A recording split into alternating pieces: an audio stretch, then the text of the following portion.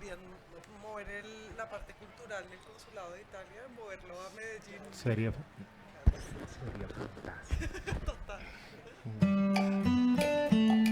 Les propongo porque la verdad, Ya están dispuestos, beso y papel, capítulo y risa, tinta y mantel.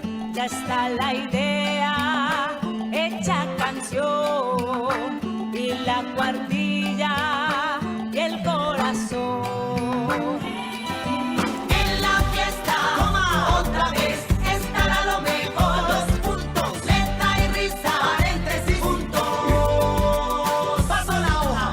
En la fiesta, otra vez, la palabra vendrá vestida del color de nuestra alegría. Repito el título. En la fiesta, otra vez, estará lo mejor. Dos puntos, letra y risa, paréntesis, puntos. Paso la hoja. En la fiesta, otra vez, la palabra vendrá vestida del color de nuestra alegría.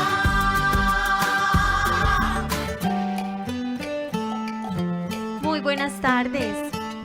En Medellín vamos bien y la invitación es a seguirnos cuidando para poder seguir disfrutando de estos espacios de encuentro y reencuentro, manteniendo siempre nuestro tapabocas bien puesto, cubriendo boca y nariz, al igual que nuestras manos limpias y desinfectadas. Recordemos usar alcohol o antibacterial.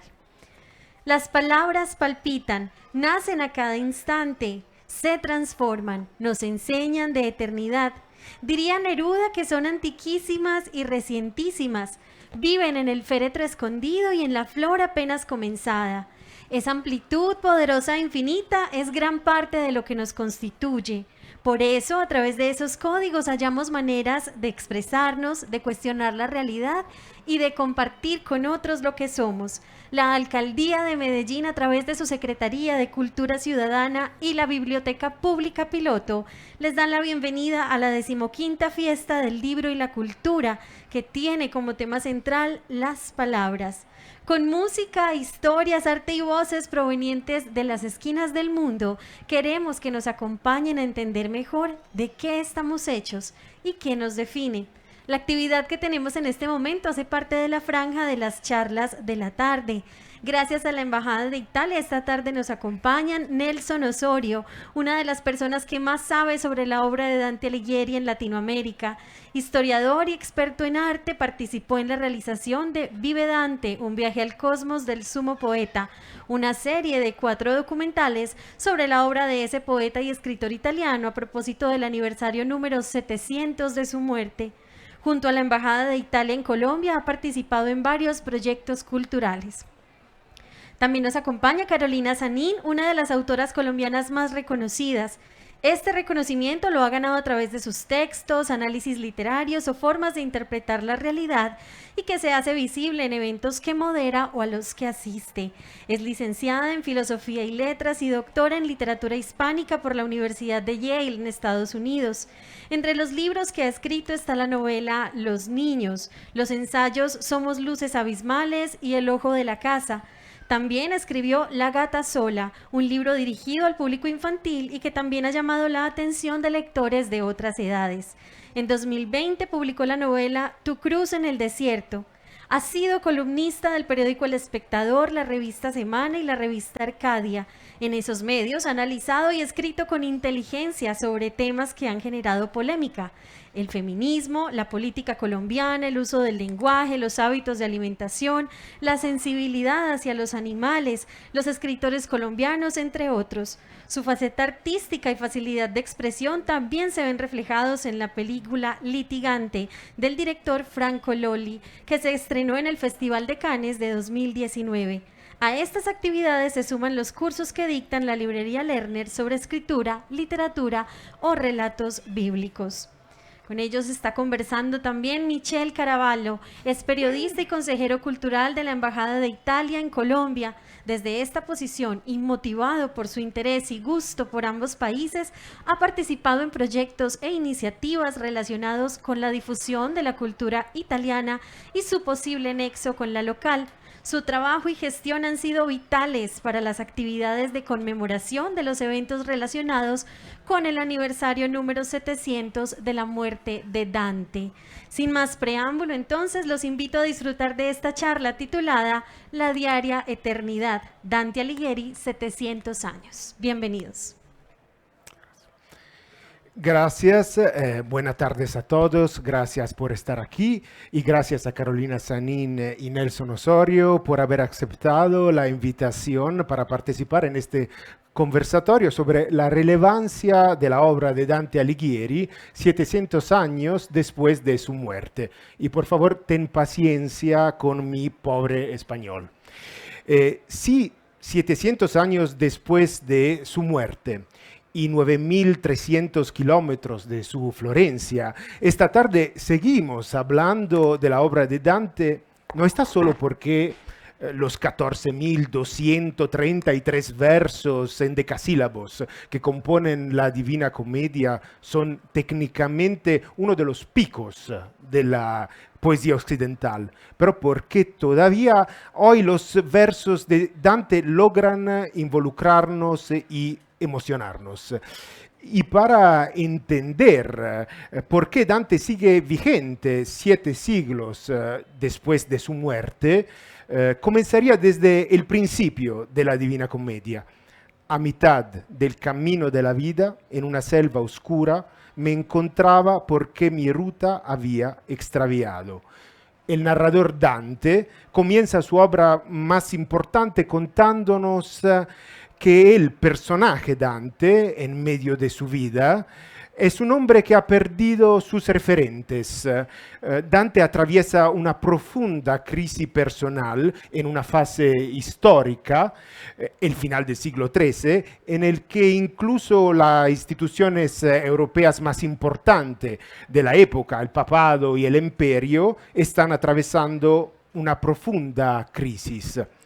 Quizás Carolina y Nelson, el personaje de Dante de la Divina Comedia nos parezca tan actual porque como muchos de nosotros, como muchos de nuestros contemporáneos, es un hombre que atraviesa una crisis personal en una etapa histórica en la que los referentes del pasado parecen declivar.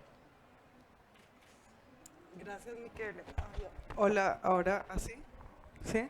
Gracias, Michele y Nelson, gracias por invitarme y a todas ustedes por venir.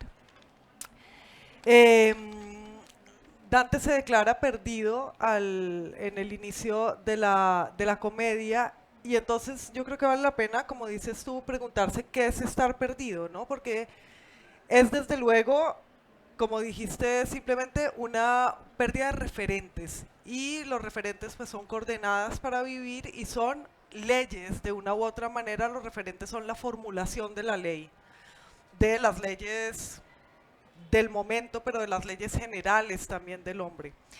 Y al final de la Edad Media, que es la época en la que vivió Dante, y al final de esta época se replantea la ley principal de la vida del hombre, que es la ley de la mortalidad. En realidad, ¿en qué sentido somos mortales? ¿Y en qué sentido perduramos, vivimos después de la muerte, ¿no? Bueno, es lo único que le ha importado al hombre en toda su historia, pero fue algo en lo que se concentró el hombre en ese momento del final de la Edad Media y en esa articulación entre dos mundos, y que nos concentramos ahora también en un momento en el que vivimos más allá de nuestra muerte de otras formas. Bien.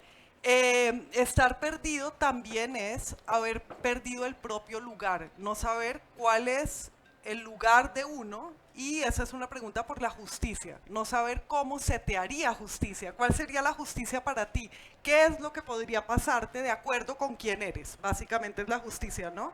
Según quién yo soy, que nunca sé quién soy, qué es lo que puede pasarme, qué es lo que puedo recibir, qué es lo que merecería, pero también no es el merecimiento, sino qué es lo que correspondería a lo que yo soy, en el mundo externo que me correspondería. Y la pregunta crítica, la pregunta de la crisis, siempre es esa, ¿no? Es la pregunta por la justicia. y la pregunta por la justicia es la pregunta por la correspondencia. Entonces Dante emprende en este viaje en busca de la ley, realmente, de la justicia, un camino en el que estará perdido durante todo el camino, pero guiado durante todo el camino. Entonces esa es otra de las preguntas. ¿Cómo puedes estar perdido y sin dejar de estar perdido, dejarte guiar? Tener la paciencia suficiente y el sometimiento suficiente para dejarte guiar. Saben que Dante se encuentra con Virgilio, ese es el final de su primer estar perdido y el comienzo de su seguir y trazar un camino, aún estando perdido, pero en la guianza. Entonces pues eso sería como lo otro. Y bueno, y en eso podemos encontrarnos en este momento y todos en todos los momentos. Yo creo que la razón, que fue tu pregunta inicial, por la que la obra de Dante se puede leer en cualquier momento, es porque es una obra alegórica, no es una obra sobre él, sobre Dante Alighieri, no es una obra sobre un florentino, es una obra del ser humano. Y hay obras así y esas son las que seguimos leyendo por más viejas que sean, ¿no? Las que tienen un valor alegórico y no anecdótico.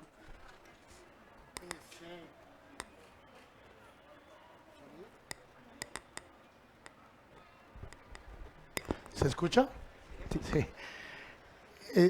Es inevitable para los que hemos tenido una vida en contacto con la italianidad, y la mía puedo remontarla a mis 11 años y superé los 50 hace poco. Que no recitarles aquí los versos en la lengua en que Dante, la lengua de mujeres que Dante escogió para tratar de luchar contra el extravío, contra los smarrimento, contra la pérdida, ¿no? Que serían los verbos dantianos a los que nos estamos refiriendo. Y dice: in mezzo del cammin di nostra vita mi ritrovai in una selva oscura che la dritta via era smarrita.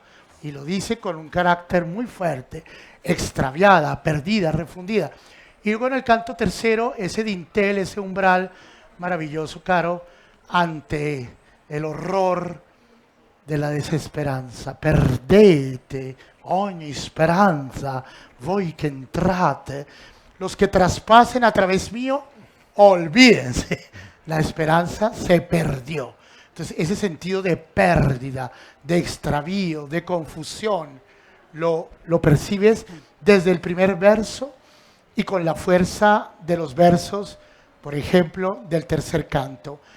A mí, de las muchas visiones que esta obra, que estudio sin cesar desde los 12 años, o sea, hace más de 40, algo reciente que sucedió en la bella casa del Instituto Italiano de Cultura que diriges y de donde tu canciller te ha dirigido a Bogotá, entre nosotros, como primera experiencia latinoamericana. Indico que el doctor Cavallaro lleva solo 2 meses en Colombia. Es su primera salida de Bogotá y su primer viaje a la América Latina, digamos. Y su debut en Medellín. Y su debut en Medellín, o sea que no estás perdido para nada. Carolina nos lleva para uno de nuestros piezas audiovisuales de Dante 700, una mirada sobre la vita nuova. Claro, y cuando intercambiamos sobre qué aporte podrías hacer tú, dije, quiero hablar de la vita nuova, quiero hablar del Dante ragazzo, del Dante giovane, del Dante che ricorda quello che purtroppo non c'è stato, ¿no? El amor por Beatriz consolidado en una unión. Dante vive o le gusta detenerse tras los días posteriores a la muerte de Beatriz en una calle de Florencia, que hoy coincide más o menos con Vía Roma, donde pasan los romeros, los que se dirigen a Roma en peregrinación. Él está viviendo este luto, esta pérdida, este extravío en que lo ha dejado la muerte de Beatriz, y ve pasar a los romeos y se pone a llorar con un llanto tan amargo, lo canta en Vita Nuova y les dice: romeos, ¿para qué van a Roma? ¿Para qué van a ver el divino rostro, las santas reliquias, en la Basílica de Constantino, en el Vaticano. Aquí yace una santa, aquí yace una mujer digna de todo encomio. Deténganse un momento, yo les muestro su tumba si quieren, ¿no? Entonces es algo tan desgarrador, tan conmovedor, que Beatriz, a pesar de que ha partido de un amor además nunca consumado, es parte también, sí, de ese extravío, de esa pérdida, de esa... Él está refundido, pero busca su refundación a través de ese viaje de ultratumba, de esa experiencia con lo que, como diría nuestro presidente Caro, lo que nunca antes lengua mortal pudo, ¿no? Él es consciente que va a decir las cosas que nadie nunca ha podido ni siquiera conjugar, que va a usar unas semánticas y una sintaxis y unos verbos que nadie en una lengua nueva.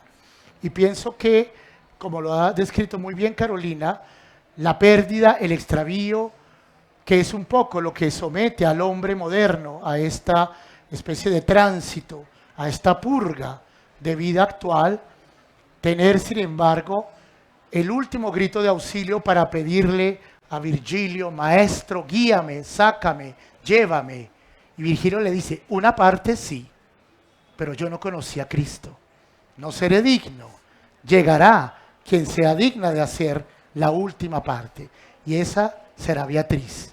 El amor salva del extravío, el amor es senda en la pérdida, el amor es ruta cuando la brújula se rompe en 1000 pedazos.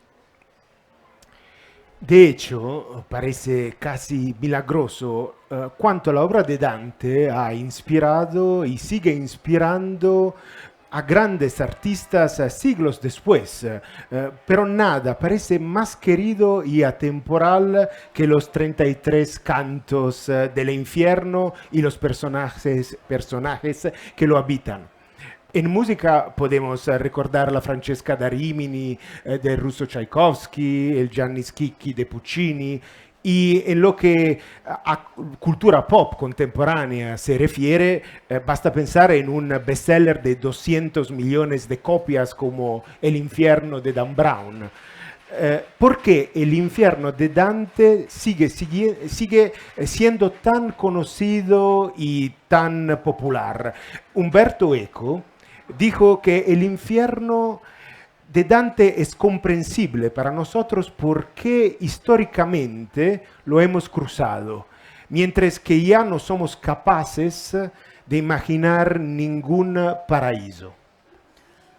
En el infierno se apela muy directamente a la imaginación, ¿no? A la fabricación de unas imágenes que coinciden con los vicios, a la fabricación de una psicología y de un digamos, mapa psicológico del ser humano a través de imágenes memorables.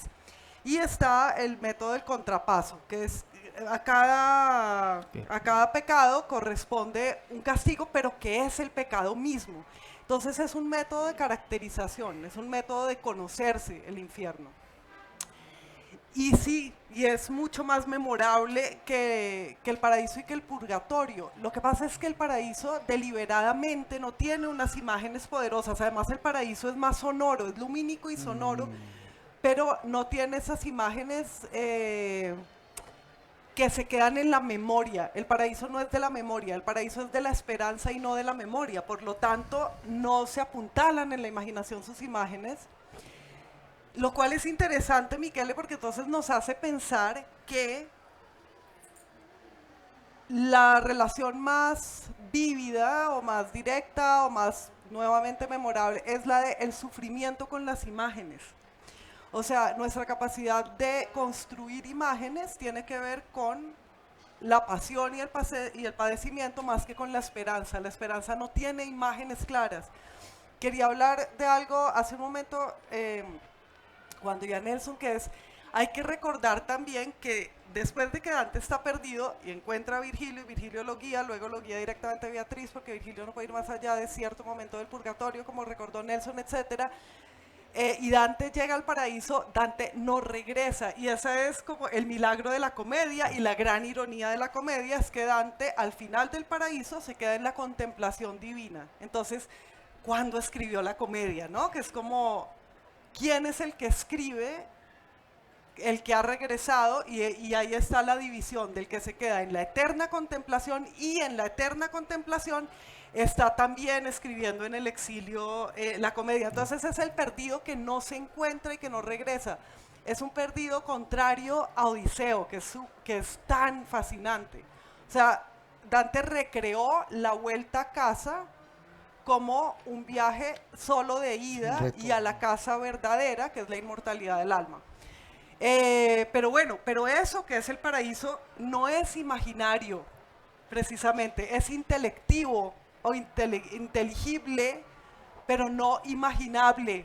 Y por eso es el infierno, pues respondiendo a tu pregunta, el que más hemos recordado y más inspirador ha sido otras obras. Y yo creo que hay, bueno, me imagino que acá hay varias personas, sospecho, que habrá varias personas que no hayan leído la comedia. Entonces, hay unos episodios específicos en la comedia que son los que han sido repetidos una y otra vez. Y uno es el de Paolo y Francesca, que son dos amantes adúlteros que al estar leyendo un libro sobre los amores de la reina Ginebra y Lancelot, el sobrino del esposo de la reina Ginebra, que es el rey Arturo, al estar leyendo ese libro se antojan de lo mismo que están leyendo en el libro, y entonces sucumben a su tentación y se besan. Y están en el infierno juntos, aún volando, revoloteando en círculos por el infierno. Y esa imagen, ese episodio de Paolo y Francesca es pues uno de aquellos a los que más recurren los artistas, porque habla del poder del arte como contagio, además, porque habla de ti al estar leyendo la comedia, justamente, ¿no? Y otro es el conde Ugolino, que se ha comido a sus hijos.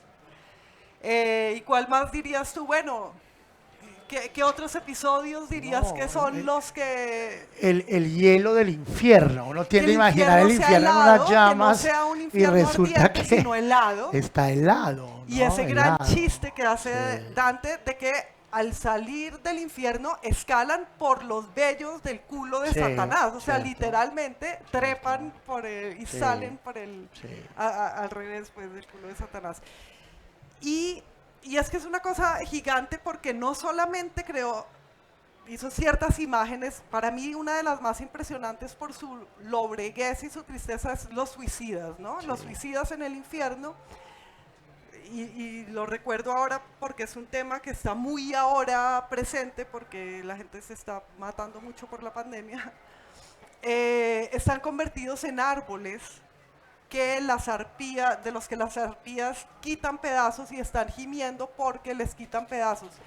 Y cuando venga el juicio final, los suicidas ya no van a recobrar, como los demás muertos, su cuerpo, sino que el cuerpo de ellos va a estar colgado de ese árbol, Claro. donde está su alma. Entonces, y es una imagen increíble, y es para darles un ejemplo a las que no hayan leído la comedia, de qué significa eso de que el castigo es el mismo vicio.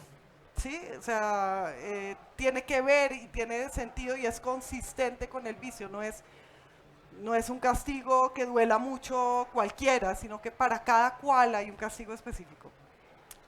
Y yo creo que eso también lo graba en la imaginación y en la memoria, que es una manera de decirte quién eres, de decirte, volviendo a lo de la justicia, lo que hablaba al principio, según qué hagas, qué va a corresponderte, porque esa es la justicia es la coherencia. La justicia no es un sistema económico aparte del sistema simbólico que... Claro, ¿recuerdas esa imagen poderosa en el infierno cuando es el rey Minos, el que Sí, con su también. rabo, con una cola Sí. gigantesca demoníaca, envuelve, y en cuantos giros de la cola sobre el cuerpo del condenado, a esa misma correspondencia de ascensor subterráneo Sí. vas a ir a dar, ¿no? Exacto, va Esa es indicando una con figura. las vueltas cuál es el Condenado, círculo pase que te delante de corresponde. Minos, su rabo, ¡fu! Sí. ¿Cuántas todo- vueltas? todo 5 está- vueltas al quinto vas al círculo. Y todo ¿no? está totalmente entrelazado Sí. con todo y es de la misma manera como esas instancias simbólicas y míticas y morales están entrelazadas entre sí, está entrelazado la tercera rima. O sea, Claro. el poema El es una verso trenza endecasílabo, de estrofas de 3 versos en los que no hay ninguna pieza suelta y moralmente tampoco hay ninguna pieza suelta, pero esa pregunta de por qué el infierno es más recordable y más visible es una gran pregunta, Claro. de hecho. Y es la gran porque- pregunta de la Edad Media. Sí, pero también la Voy nuestra. para Paila Mocha, pues, Todos para los decirlo en horrores son antioqueño. más o Me sea, voy a es- quemar, me voy a morir, ¿y para Sí. dónde va mi alma? Entonces pago misas, entonces hago peregrinaciones, entonces me doy silicio, Pero porque es me voy también a morir. nuestra Claro, pregunta porque claro. el horror es mucho más visible en nuestra Obvio. imaginación que la gloria, ¿no? La gloria no es visible y eso es una maravilla. La gloria es el misterio de Dios, justamente. En cambio, el dolor y lo vivible y lo visible está relacionado es con los horrores.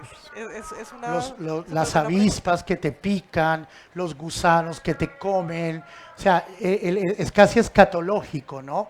Los excrementos en los que nadas, tus propias lágrimas mezcladas con tus fluidos, es realmente algo, hay un autor de Manizales, un gran decano de medicina de Manizales que ha escrito Dante y la medicina, Dante y las excrescencias del cuerpo, Dante y los boticarios de Florencia. Curiosamente él escogió como arte mestieri para buscar su congregación, su capítulo como afiliado a un arte, el de los boticarios, el de la alquimia, de los cuerpos, de los fluidos. Algo muy poderoso que ha dicho la profesora Sanín, para quien de verdad, debo decirlo, ni siquiera como especialista, como amigo, como admirador, como persona cercana a su hermosísima familia, a su abuelo, el gran escritor Jaime Sanín, que quiero citarlo aquí, evocar a tu abuelito, maravilloso en nuestras montañas comunes, y admirar todo lo que has hecho como profesora, como intelectual.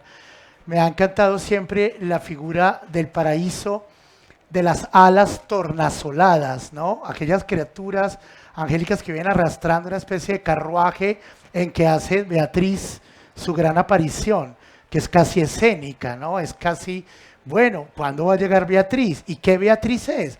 La Beatriz doncella, la Beatriz de la fiesta infantil de 9 años, donde él la vio por vez primera, la Beatriz que él vio casarse con Simone de Bardi, él escondido y viéndola entrar de blanco, la Beatriz que murió de parto de su primer bebé, sin haber sido nunca mujer de Dante.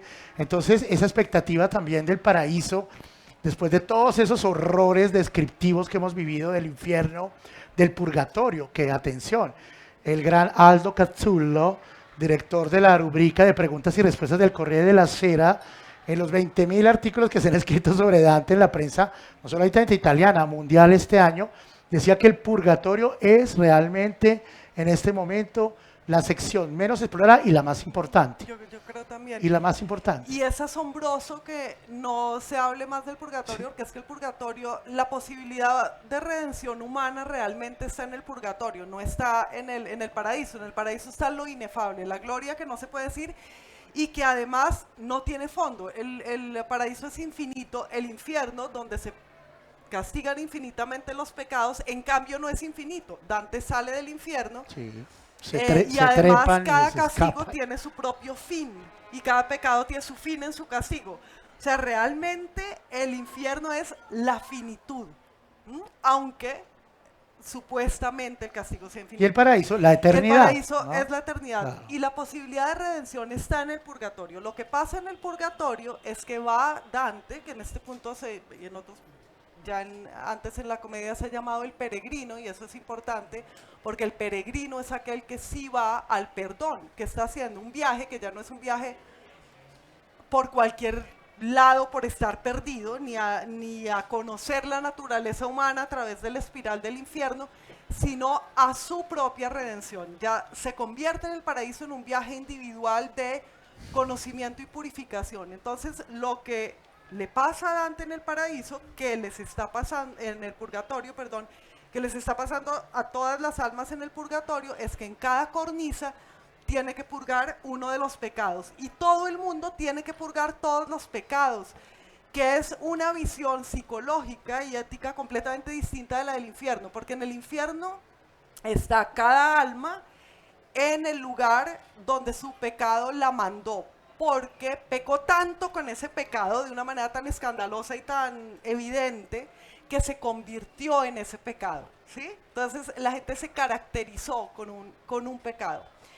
Pero todos los demás, que supongo que es gente más o menos como nosotros, tenemos todos los pecados. Sí. Entonces Y estamos el purgatorio es como nuestro estado. purgando todos los Claro, pecados, claro. de cornisa en cornisa, ¿no? Y evidentemente que en una época tan preocupada, por ejemplo, con el perdón y con la Expiación. con las dificultades de la convivencia como esta, las claves están en el purgatorio, no en el infierno. Claro. Y en cuáles son los métodos, digamos, terapéuticos, porque es que una cosa interesante del purgatorio es que el purgatorio es terapéutico y es pura arte terapia. Todas estas almas están, se está borrando todos los pecados de cada uno de nosotros en el purgatorio a través de ver imágenes de lo contrario del pecado, ¿no? Entonces, ver imágenes de misericordia y ver imágenes de fe, Para o sea, depurarte, grabados. para irte depurando. Es Sí. una taumaturgia Exacto. espiritual muy profunda. Y para que miméticamente se convierta tu alma en otra cosa. Entonces, ese gran periodo de transformación es en realidad, coincidiría realmente con la historia humana y la posibilidad humana. Y por tanto, desde luego, que sí es el canto más relevante, Y yo diría, Caro, más de autoayuda, con la historia digamos, humana ¿no? y con la propia cronología vital que está viviendo Dante. El infierno obviamente coincide con, para decirlo pues en un término muy nuestro, con la inmunda en la que se encuentra, exiliado, arruinado, separado de su familia. Imagínense que hasta el mismo Papa lo llegó a tener retenido. Él fue como embajador de Florencia y de la Signoría y terminó secuestrado, defenestrado, desposeído de su dignidad diplomática y encima de eso ni siquiera pudo regresar a Florencia a recoger las maletas.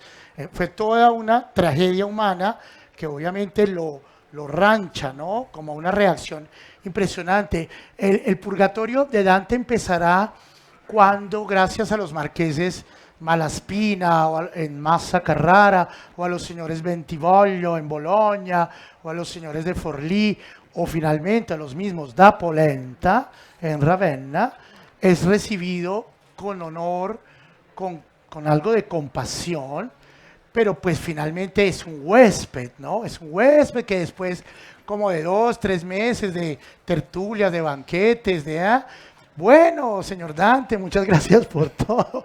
El Papa nos mandó una razón de que usted no es como persona muy grata para la cristiandad, o por lo menos para el Vaticano, para la Santa Sede, nos crea un problema diplomático, pero tengo un primo que es el duque de Ferrara que lo puede recibir, y entonces él empieza a pensar que su purgatorio, que lo está sanando de las heridas del exilio, de tener precio por su cabeza, de haber sido condenado como reo ausente y que pueda ser quemado en efigie en una hoguera. Luego Florencia le propone, bueno, un indulto, venga, pero tiene que ponerse un San Benito, desfilar con toda la ralea pues de Florencia, pedir perdón en el Batistero en San Giovanni, y él dice, no, tampoco, o sea, tampoco. Y ahí termino, querido director agregado, No, perché voy a periodista. preguntar della relazione entre Dante e il poder Claro, después. Perché y es está un exactamente tema- conectada con esto.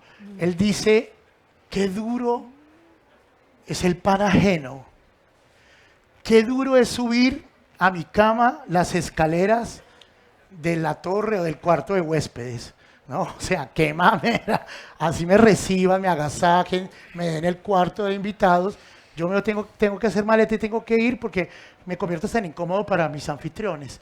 Y ese sentimiento de purificación, de purga, de un mal que él más o menos sabe o no sabe que cometió, es parte de ese purgatorio. Pero En Ravenna empieza, yo no diría el paraíso total, pero los da Polenta lo hospedarán casi 10 años, por eso el homenaje a Francesca da Rimini, que es de Polenta, era la señorita de Ravenna, casada con los señores de Rimini, y sus embajadas a Venecia como Ravennate, Y la gran venganza sobre Florencia. Nunca tendrás mis restos.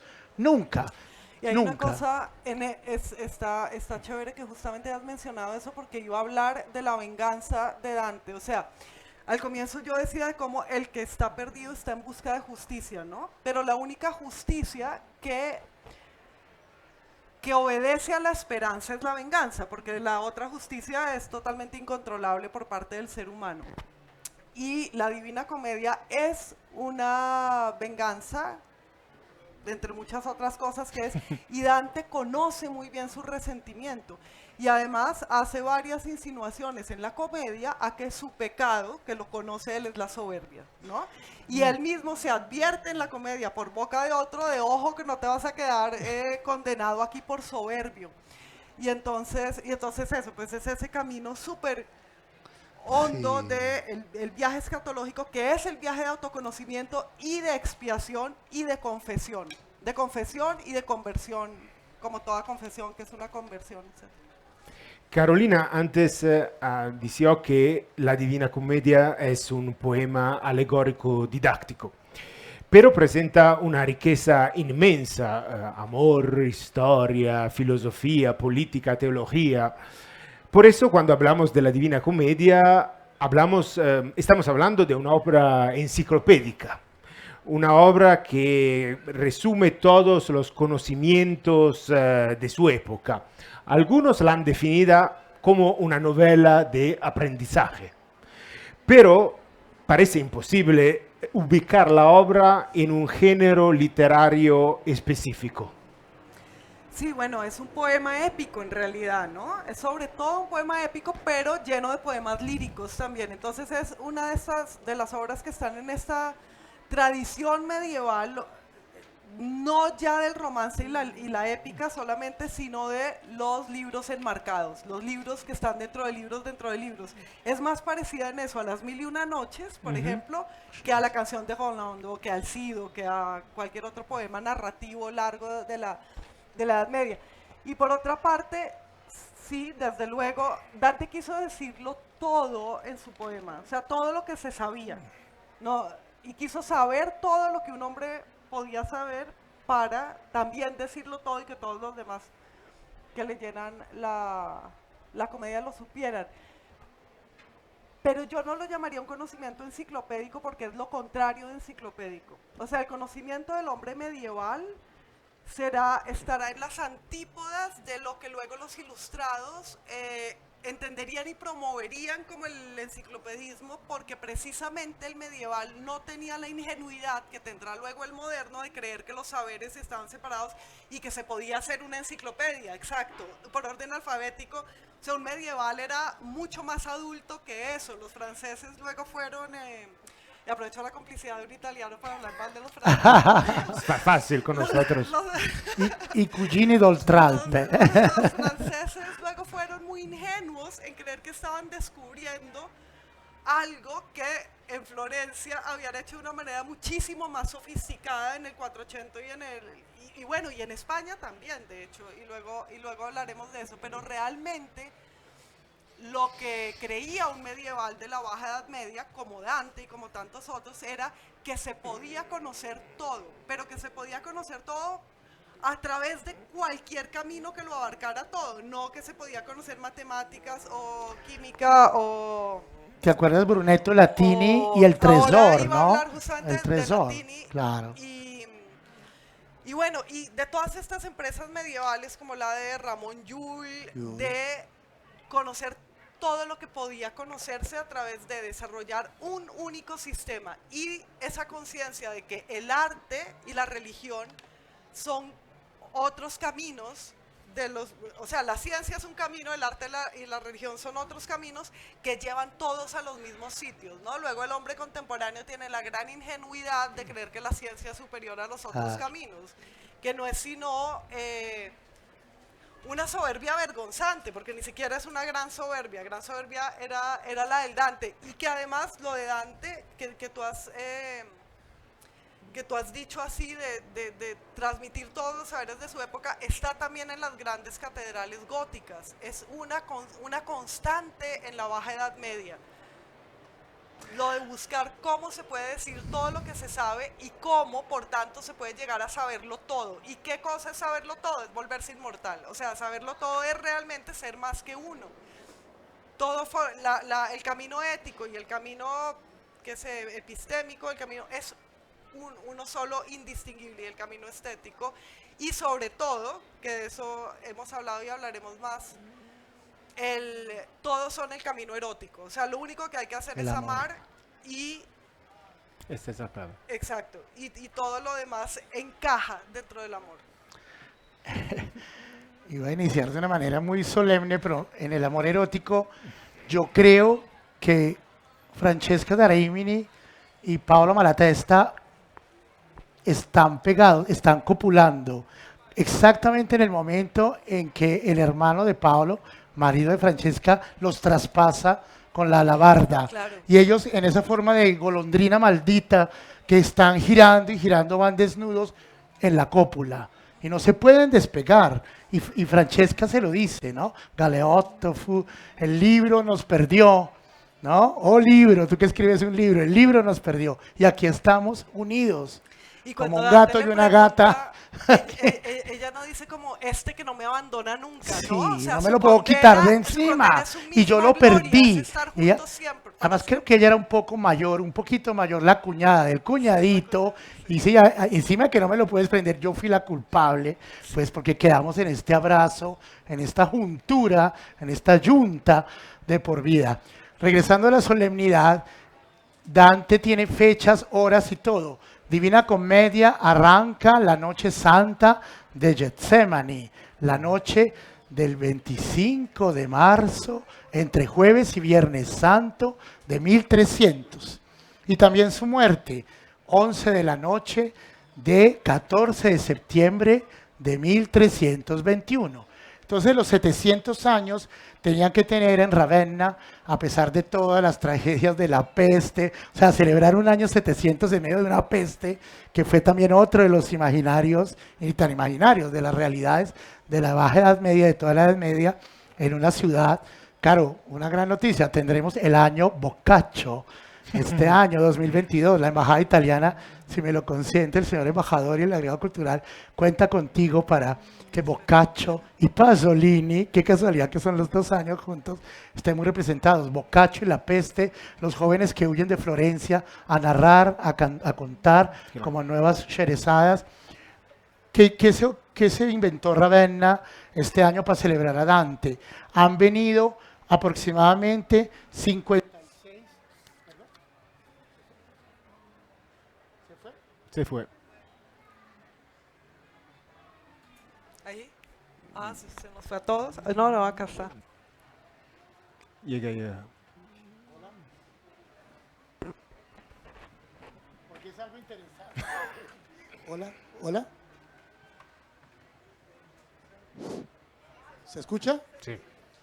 Ha querido Ravenna hacer una celebración completamente diferente y completamente original. Han invitado delegaciones de los 56 comunes, de los 56 municipios, lugares donde Dante reabundó esta especie de infierno, purgatorio, paraíso que fue su vida de exiliado. En el momento exacto, faltando 10 para las 11, cada alcalde de cada municipio que llevaba la bandera, en italiano se dice el gonfalone, en italiano se dice il gonfalone, que está en la sede municipal, es carro equivalente como a la Marianne francesa, que es el símbolo De la de ciudad. cada municipio francés. Italia no lo tiene, pero tiene el gallardete, el palio, que era lo que en las batallas entre los comunes se lo arrebataban los unos a los otros, y el símbolo de humillación era arrebatarle al otro pueblo su gallardete y llevártelo a tu casa de triunfos, ¿no? Pues a las 11 en punto han sonado las campanadas, esto fue hace 15 días, de la edícola, del kiosco en San Francesco di Ravenna, donde está enterrado Dante, y los 56 gonfalones se han inclinado reverentes para tocar la tumba de Dante, sobre Dante.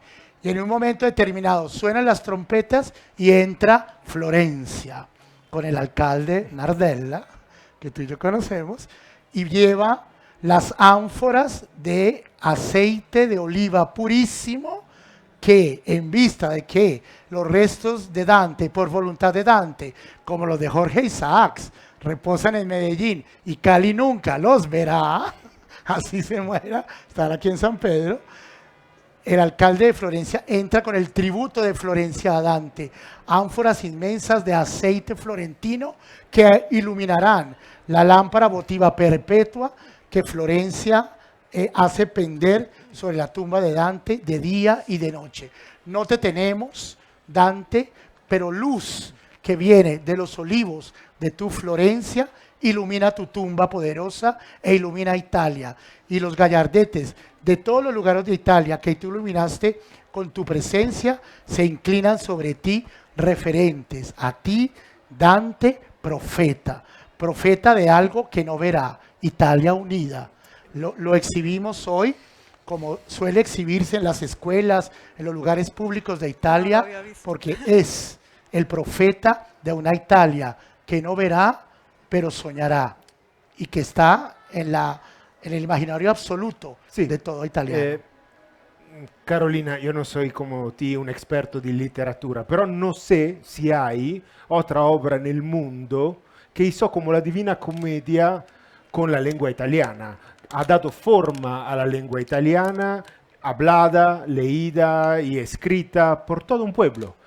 Con su comedia Dante da forma all'idioma italiano, optando por abandonar el latín por la lengua vernácula, el vulgare su lengua maternal. Pues te voy a contar una historia que te va a gustar porque ahora llegó la hora de... Antes hice como prevalecer a Italia sobre Francia y ahora te voy a demostrar que España fue la que se inventó todo eso. Porque justamente Nelson estaba mencionando a Brunetto Latini, que fue el maestro de Dante y que de una manera feroz, crudelísima y muy chistosa, Dante condena al infierno por sodomía. O sea, su profesor lo condena por sodomía, con lo cual todos suponemos que la sodomía fue con él. La practicó. Pero con bueno, él. que es muy gracioso. Brunetto Latini estuvo en la corte de Alfonso X, el rey de Castilla. Castilla. Y Alfonso X fue realmente el precursor de toda esa onda de romanización y romantización de Europa. Es decir, fue el primero en toda Europa, su corte y su empresa Sí. cultural, que resolvió, Las que cántigas y dijo, todo. vamos a escribir todo el saber en la lengua en la que hablamos, no en la lengua en la que se ha escrito. Y la lengua en la que hablamos es latín vulgar, que también se llaman lenguas romances, pero es el latín vulgar. El italiano, el francés, el español, etcétera, son latín. Y se llamaban los latines, y es el latín que se habla. Y hasta el momento de, un poco antes de Dante, la generación anterior de Dante, que es la generación de Alfonso X, solamente la poesía, pues las canciones se escribían en esa lengua que se hablaba. Y Alfonso X decide que su empresa increíble va a ser, por una parte, escribir la general historia, que es la historia del universal desde Adán y Eva hasta su reinado, o sea, es esta empresa totalizadora del saber, y por otro lado, hacer que todo se traduzca a castellano y que la nueva lengua en la que se transmita el conocimiento en su reinado sea lo que hablan las tres comunidades que conviven en su reino, que son los musulmanes, los judíos y los cristianos, porque justamente los musulmanes y los judíos usaban el árabe como lengua de saber, mientras que el latín era la lengua de la iglesia. Entonces era un proceso democratizador de convivencia y a la vez desuniversalizador, a la vez descosmopolitizador, porque era, vamos a ver qué es lo nuestro también. Entonces es importante como esa articulación entre identidades e inclusiones. Bueno, y entonces empieza eso Alfonso X, en Florencia está pasando eso también, pasará eso con Petrarca, con Dante y con Boccaccio, y luego, bueno, pues pasará con todo el mundo, pero quiero decir esa necesidad de vamos a escribir lo que hablamos y entonces hay que inventárselo. Entonces la lengua de Dante, no es exacto decir que Dante escribió en toscano, Dante se inventó el italiano también, ¿no? Que es Sí, lo que no, es acabas de verdad. Creó decir. palabras, Sí, verbos. y es lo que dijiste.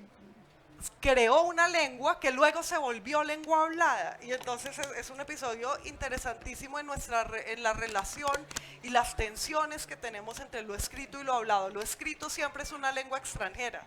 Nuestra propia lengua, cuando la escribimos en parte como escribiendo una lengua extranjera, porque nunca es lo que hablamos. Yo te lo digo, Caro, si me permites, siendo Perdón. italoparlante, pero teniendo que dirigirme en lenguaje oficial, he sido diplomático tantos años, son dos lenguas. Sí, pero ¿Cómo pasa conjugo? con todas, ¿Cómo? en Sí, realidad, pero con en todas. el italiano es especialmente culteranista a la manera de escribirla. Pero de algunos lo que, españoles también, el Sí, mexicano, por sí. ejemplo. O sea, bueno, pero en fin. Cierto. Pero la historia la parte más bonita de la historia que te iba a contar es que parece ser que Brunetto Latini trajo de la corte de Alfonso X un libro árabe, porque Alfonso X lo que hizo claro. fue traducir los libros árabes al castellano y entonces, en fin.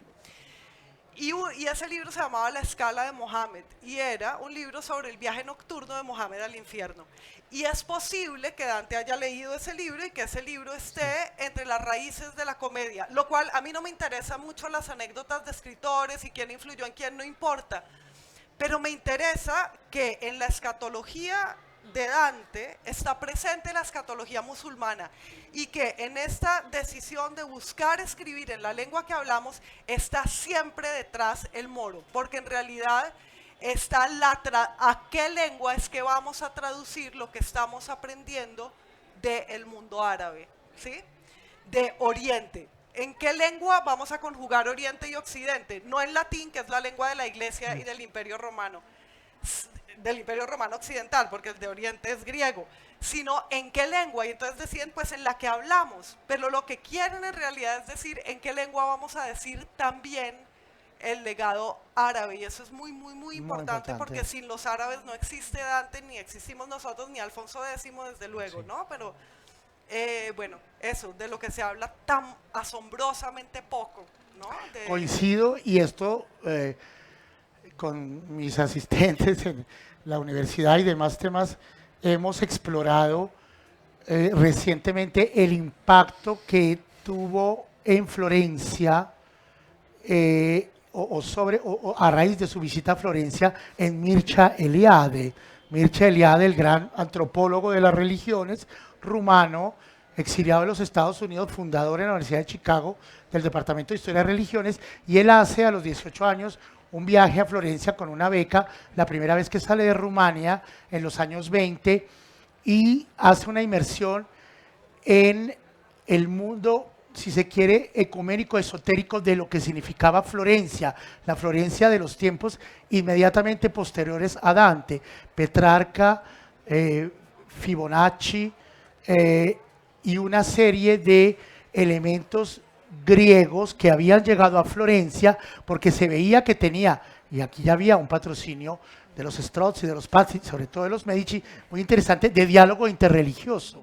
Florencia había hospedado un concilio donde se estudió la posibilidad de que Oriente y Occidente se unieran en una sola iglesia. Bizancio, Constantinopla estaba en absoluto peligro, ya los turcos estaban a la puerta, y esto hace llegar a Florencia una cantidad de sabios bizantinos que luego no tendrán regreso a Constantinopla, Claro, justamente y porque que se estaban acaban. educando a la gente Besarión, en Florencia, claro, justamente. y en las grandes bibliotecas florentinas se encuentran rezagos de las bibliotecas de Bizancio, del Palacio de Blaquerna, de lo que alcanzaron a sacar, que el Basileus, viendo ya la llegada de los turcos, identificó en Florencia la posibilidad, no en la Roma de los papas, sino en la Florencia de los Strozzi y de los Medici, una posibilidad de traspaso de saberes muy arcanos, de saberes helénicos, de saberes bizantinos. Y Es del muy hermetismo, interesante. en realidad. Y De repente, otra cosa que y se- de esoterismo, ¿sabes? Es una ciudad con energías particulares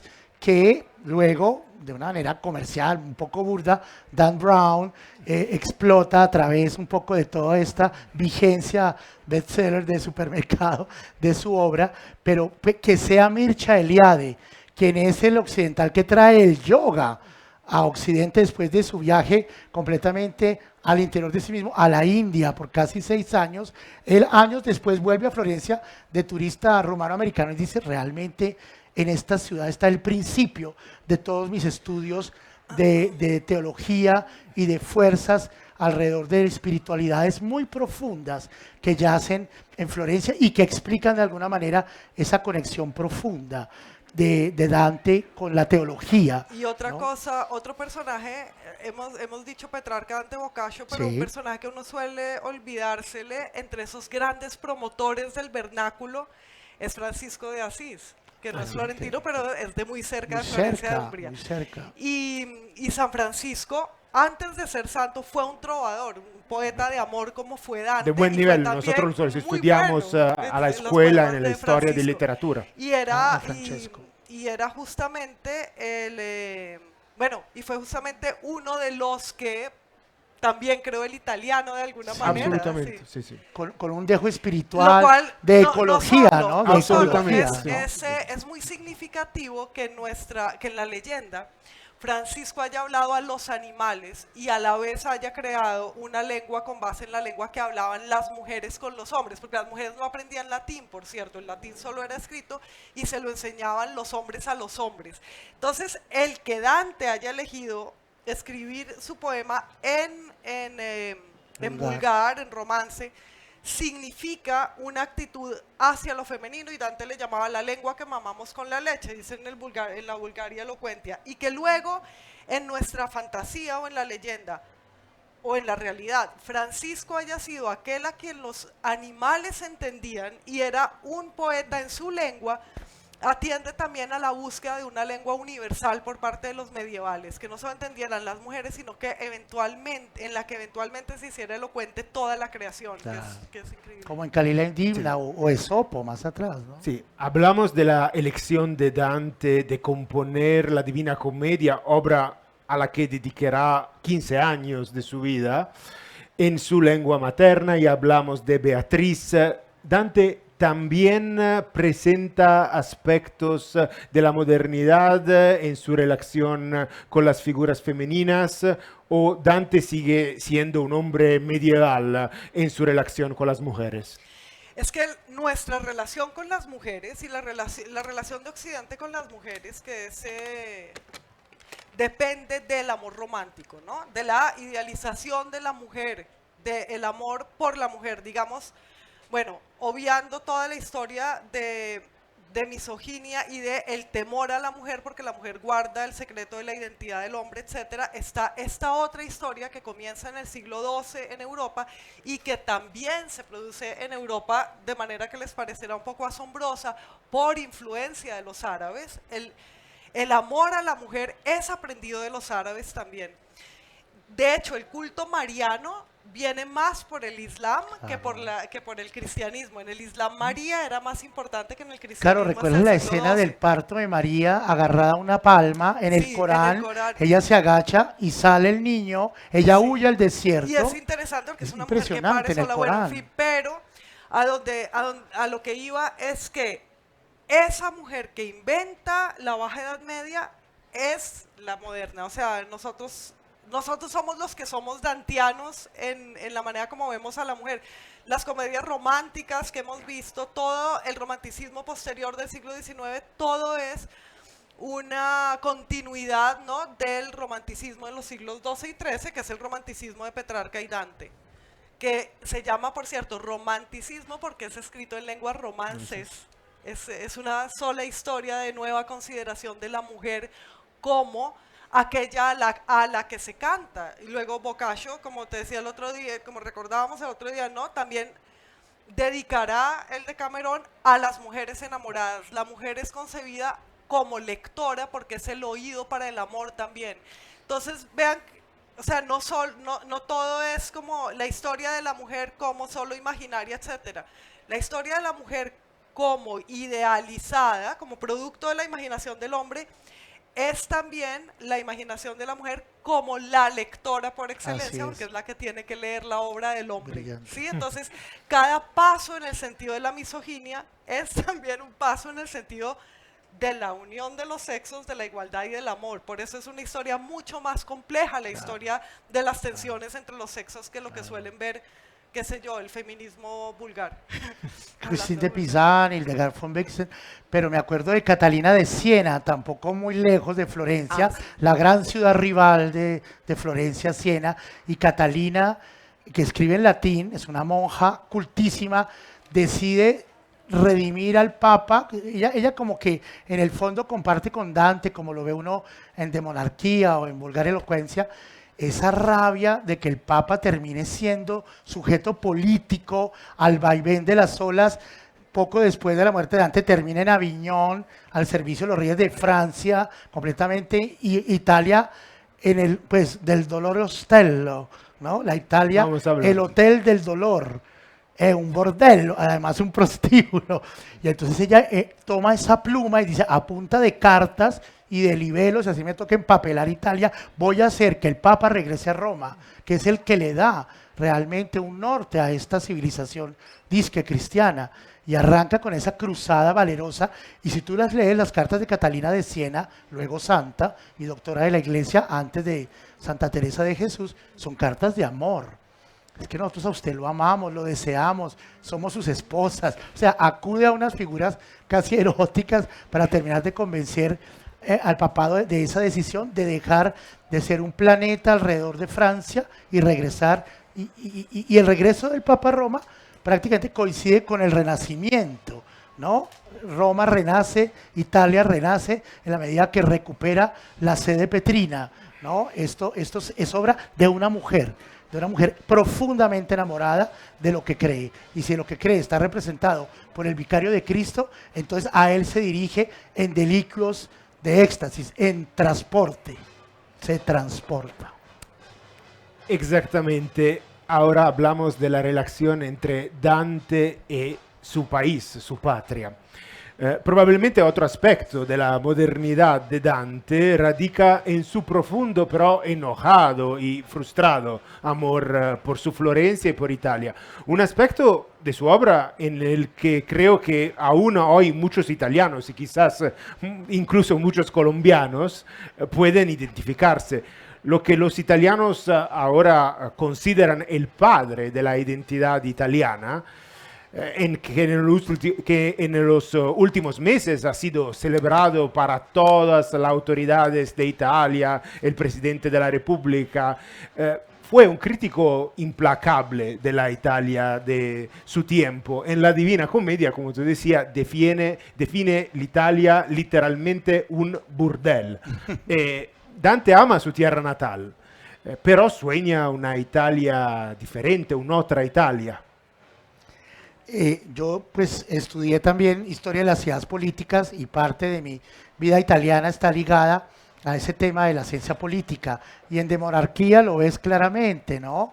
Él dice, pero qué sándwich, ¿no? O estamos con el emperador sacro romano germánico o nos humillamos al papa de turno que haga lo que quiera, como en el caso de él particularmente, Bonifacio VIII, Papa Caetane, hizo lo que quiso y fue su enemigo mortal. Pero esto no lo arroja tampoco necesariamente a los brazos del emperador, ¿no? Él sí aboga por un sentido de patria. Es bello cuando dicen que la patria es la lengua, ¿no? O que tú habitas la lengua como si habitas la patria.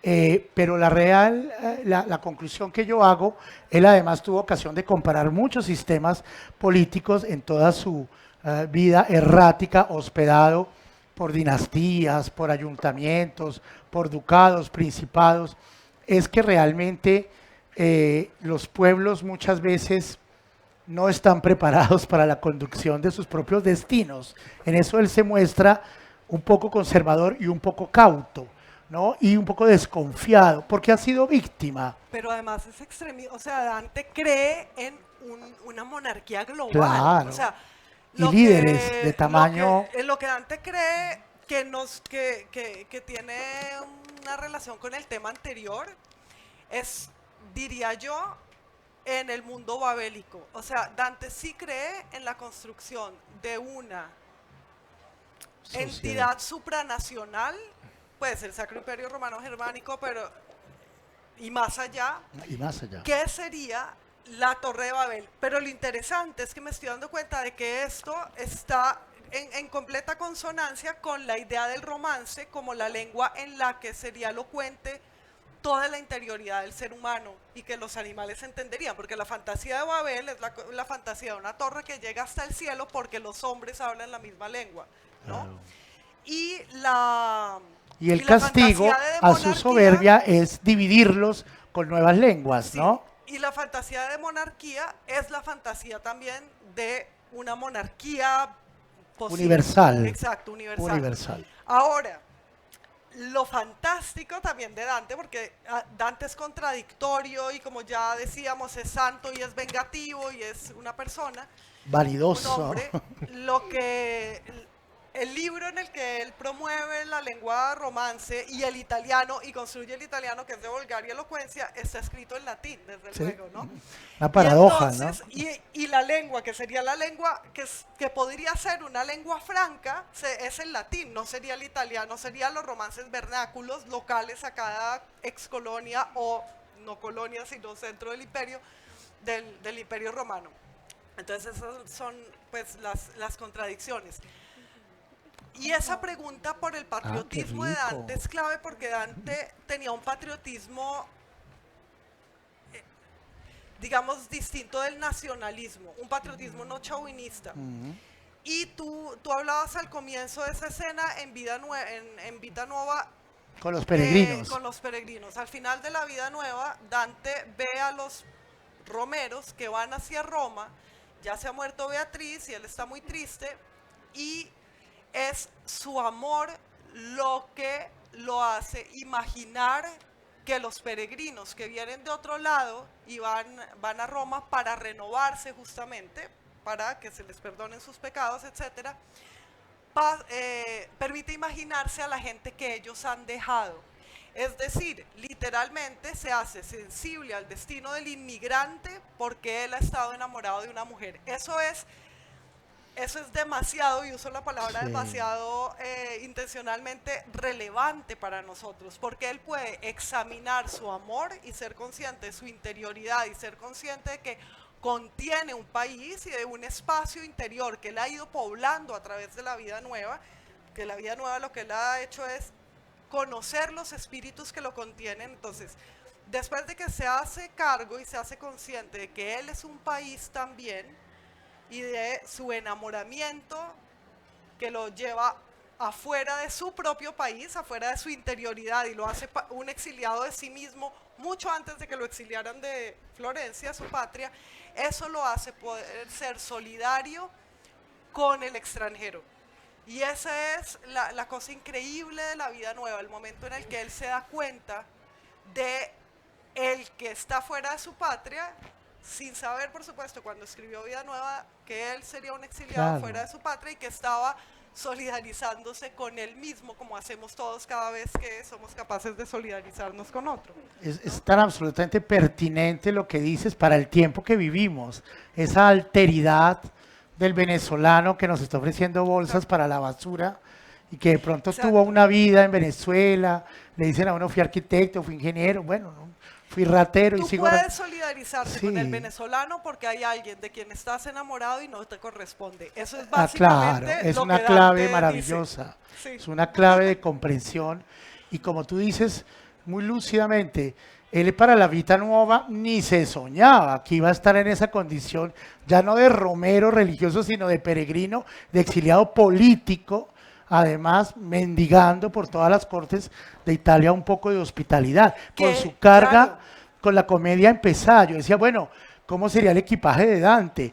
Lleva la comedia, ¿en qué verso irá? Empaque todo, en lo que va, échelo pues a sus baúles y a la siguiente ciudad. Vuelva y arme su campamento, vuelva y escriba otro pedacito y vuelva y siga, ¿no? Fue una errancia al mismo tiempo acompañada de esa especie como de concha de caracol encima, ¿no? Y volverla a sacarlos y volver a escribir, volverlos a guardar, volver a empezar, ¿no? Pienso que es una figura muy poderosa, la de su carromato. Y fíjate esa Somos cosa, poeta a ti que te en gusta- marcha, ¿no? A ti que te gusta el diálogo entre la biografía y la Sí, obra, sí. Dante había empezado la comedia y sabía lo que iba a escribir, yo creo desde muy joven, porque cuando anuncia al final de La Vida Nueva, de ella voy a escribir lo que no se ha dicho de ninguna mujer, él sabe que la va a poner en el paraíso, pero no sabe que él va a ser exiliado, pero tendrá que estar exiliado para escribir sobre su gran exilio, que es el que sale del mundo, o sea, el que de verdad va al infierno, al purgatorio y al cielo, es el que sale de todo, del mundo de los humanos vivos. Tendrá que ser un exiliado el que escriba eso, ¿no? Entonces, de alguna manera tendrá él que sufrir el hermosa. exilio para verse No en es el que haya infierno, una en el playa de purgatorio. anécdotas de Dante, pero pues tengo más o menos todo lo que ha salido en Italia, gracias a la embajada, gracias a mis amigos en Milán, en Roma. Pero decía Alessandro Barbero, que es una de las últimas biografías, con la de Sant'Agata, bueno, ha habido explosión, pero estas las mejores, Barbero y Sant'Agata, para los 700 años. Esa forma muy humana de vengarse de cosillas infantiles. Su gran amigo Guido Cavalcanti, de una familia pues prestigiosísima, rica, que Más era lo que no prestigiosa tenían que los suya. Alighieri. Los Alighieri tenían apellido, pero estaban mal de Villegas. Y entonces vivían un poco como tantas familias nuestras, muy colombianas, muy en Medellín, pues como de las glorias del pasado, pero debían toda la tarjeta de crédito, tenían muchos problemas económicos. Pero Dante andaba en un círculo pues de gente muy ilustre y muy acomodada. Hablo de un Dante juvenil. Guido podía pagarse un campamento de verano con Brunetto Latini perfectamente, irse a una villa en Rignano sul Arno y todo. Y Dante, como decimos aquí en nuestra tierra, velando. Le tocaba decir, oye, ¿será que algunos de ustedes me pueden ayudar a financiar que yo también tome ese curso? Cuando él era mejor alumno que todos, que todos. Entonces tuvo esa dificultad de ser socialmente muy bien, sin mucho dinero, y vivir en un círculo de amigos muy high, que finalmente lo ayudaban a financiar. Cuando él trata a Cavalcanti y está la figura pues del el padre que se yergue desde el infierno y dice, ¿dónde está mi hijo? Que tú andabas siempre con él. ¿Te acuerdas que lo trata Sí, en es la Mimesis escena el más- profesor la escena más Auerbach? triste del Ah, infierno, en y le dice, realidad. yo por qué tengo que saber de él, a mí que, pero si era tu mejor amigo, era como diciendo, si era el que te pagaba todos los cursos, era el que estaba siempre contigo en los cursos de, yo no tengo por qué saber en el fondo. Se preocupa Ay, mucho el padre de Guido Claro. de que Guido se haya muerto. sí. Y Y él Dante dijo- lo deja preocuparse. Dijo, Comete él se una merece crueldad lo contra que él. vivió y por lo Sí, tanto eso debe es- estar en es el genial. infierno adecuado. Y lo dejan después de que pues le debía hasta parte de su educación. Y Guido leía un libro ya usado y se lo pasaba a Dante. Entonces ves ahí como esa pequeña mezquindad humana de alguien que acumuló humillaciones y tristezas, también grandes glorias. Florencia lo hizo su embajador, le dio cargos públicos, pero tenía su cosita. Siempre Bastante. tenía su cosita. Sí, una última pregunta. Carolina, Nelson, ¿por qué los que hoy nos escuchan deben volver a casa y enfrentar un texto tan difícil y agotador como la Divina Comedia? Un poema que, por ser apreciado, nos pide no solo de ser leído o escuchado, sino estudiado. Yo creo que la Profesora. comedia que no hay que conocer el contexto ni medieval ni italiano para leer y disfrutar la comedia. Además, todas las ediciones que van a encontrar están anotadas, entonces les va a ir dando información. Pero no entren con esa, en general yo no soy amiga del contexto y no enseño las obras en contexto, porque si las obras dependieran de su contexto no sobrevivirían, y el contexto no existe, el contexto es el lector es el primer contexto de una obra. Lean la comedia porque la escribieron ustedes, la escribió un ser humano y habla del ser humano, y eso es básicamente, ¿no? Y a partir de la comedia, como tú has dicho, pueden aprender sobre Sobre todo. lo que hay que saber, ¿no? Pero se puede disfrutar y se puede entender sin entender todas las alusiones. Pero si quieren entender un poco más las alusiones, voy a empezar un curso sobre Dante el próximo miércoles, así que lo pueden tomar. Por favor, todos a estudiar Dante. Dante llevaba en la maleta al colegio el Tresor, que era De Latini. trivium Era y una quadrivium enciclopedia, junto. Era tan pesado, era de Brunetto Latini, y yo creo que él no quiso que comedia fuera nunca eso. Exacto. Entonces lo que dice la profesora Sanín es exactamente así. Aproxímese de pronto una versión en prosa, ¿no? Borges hizo un trabajo, y que sea un primer contacto. Y luego traten de buscar aquellas ediciones, aquellas traducciones que traen el verso, no necesariamente reconstruido. Está la canónica de Ángel Crespo, que hizo el trabajo casi, no dantiano, Buenísima. dantesco, de traducirla en versos, en decasílabos, tal como está en Y italiano. también la de Abilio Echavarría. Abilio buenísima. Echavarría, magnífica, por Alianza. Micó, ahora en acantilado, un poco costosas, pero hay muchas formas de Pero hay asomarse una cosa a linda Dante. también y es que si cogen el original en italiano y una traducción y leen un poquito en italiano, y de hecho ahora acaba de salir una edición Bilingüe. se van a dar cuenta que es lo que yo hacía siempre que enseñaba Dante en la universidad, de que Dante escribió en su propia lengua, o sea, el italiano y el español son la misma lengua, todas las lenguas romances son la misma y es muy Es un fácil tronco. darse cuenta de eso si leen una traducción bilingüe, ¿no? Es realmente fácil entenderla. Y Dante para la vida, ¿no? Más Dante y menos Prozac, ¿no? Como dicen. Bueno, gracias a todos. Gracias, Miquel, por Gracias a esas ustedes. preguntas tan buenas. ¿Hay espacio para preguntas o estamos full? Muy bien. Nos hubiera encantado, pero estamos ya muy cortitos de tiempo. Muchas gracias a todos ustedes por hacer parte, a las entidades que junto con la Alcaldía de Medellín hacen posible la 15ª Fiesta del Salió Libro y la chévere. Cultura, El Colombiano, Confama, Confenalco, Postobón, El Tiempo, Caracol Radio, Radiónica, Chocolates Jet, EPM, Biblioteca Pública Piloto, Plan Sobreviví. Ciudadano de Lectura, Escritura y Oralidad, ASI Medellín y la Cámara Colombiana del Libro. Muchas gracias por hacer parte de esta nuestra ciudad de los libros y sigan disfrutando de este fin de semana de cierre. Feliz tarde.